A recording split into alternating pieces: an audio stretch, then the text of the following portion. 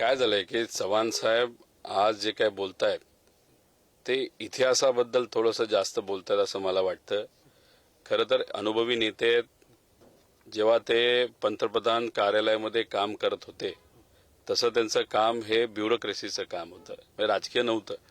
आणि ते ब्युरोक्रेसीचं काम एखाद्या अधिकाऱ्यासारखं काम फार सुंदर पद्धतीने त्यावेळेस त्यांनी तिथं केलं. राजकारण त्याच्यापेक्षा फार वेगळं असतं.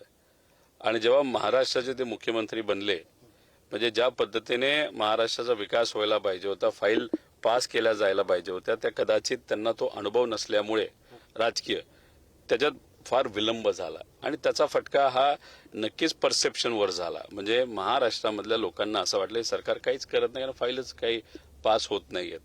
आणि त्याचा परिणाम हा इलेक्शनला नक्कीच तिथं झाला.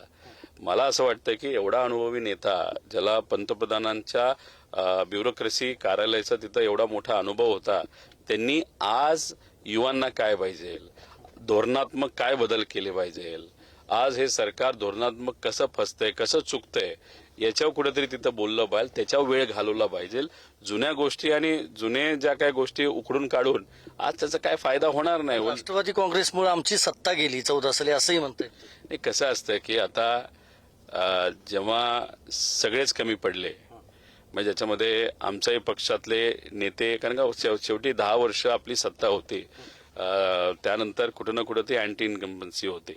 त्यामुळे पवार साहेबांची स्टाईल काय आहे की ठीक आहे, आम्ही कमी पडलो, आता आम्ही काम करणार, लोकात जाणार, कष्ट घेणार, ही साहेबांची स्टाईल आहे. ते कोणावर खापर कधी फोडत नव्हते.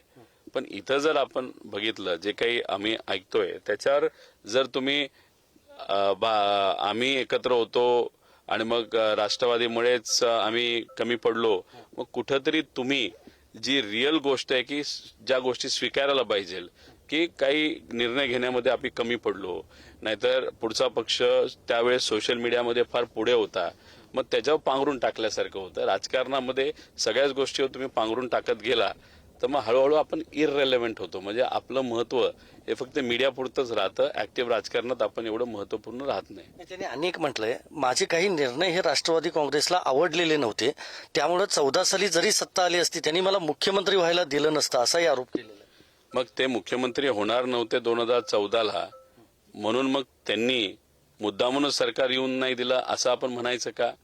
असंही तिथं होऊ शकतं. आणि माझं असं म्हणणं आहे की कुठले निर्णय राष्ट्रवादीचे होते, कुठले होते हे सांगण्यापेक्षा ते मुख्यमंत्री असताना असे कुठले निर्णय घेतले गेले जे लोकांसाठी फार महत्वपूर्ण होते आणि ते त्यांच्या अधिकारामध्ये होते, ते पण त्यांनी तिथं सांगितलंय आणि ते आम्हाला योग्य वाटले.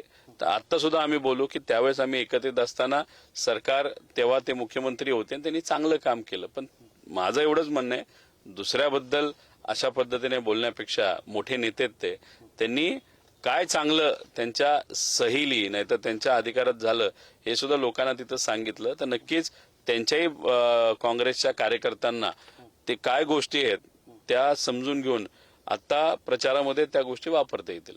नाही, पण ह्या सगळ्यामध्ये राष्ट्रवादी काँग्रेसची त्यावेळेला काही चूक झाली होती का? मग कारण त्यावेळेला दोन्ही राष्ट्रवादी एकत्र होत्या. पवार साहेबांनी थेट आरोप केले होते की सह्या मारायला यांचा हात पुढं धजावत नाही असा.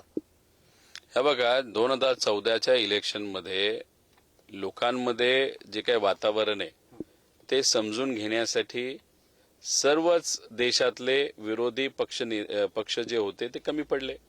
त्यामुळे चूक काय होती की लोकांतलं वातावरण काय आहे हे समजून घेण्यामध्ये आपण कमी पडलो, ही चूक. त्याच्याच बरोबर तिथे मी 15 लाख देणार वगैरे ह्या ज्या काही घोषणा भाजपकडनं आणि भाजपच्या मोठ्या नेत्यांकडनं तिथं खोकल्या गोष्टी, मोकळ्या गोष्टी ज्या केल्या, त्याला काउंटर करायला आपण कमी पडलो, ही मात्र चूक झाली. त्यामुळे चूक ही इलेक्शनच्या स्ट्रॅटेजी बाबतीत आपली झाली असेल, पण त्यानंतर मग आम्ही पक्ष संघटनेवर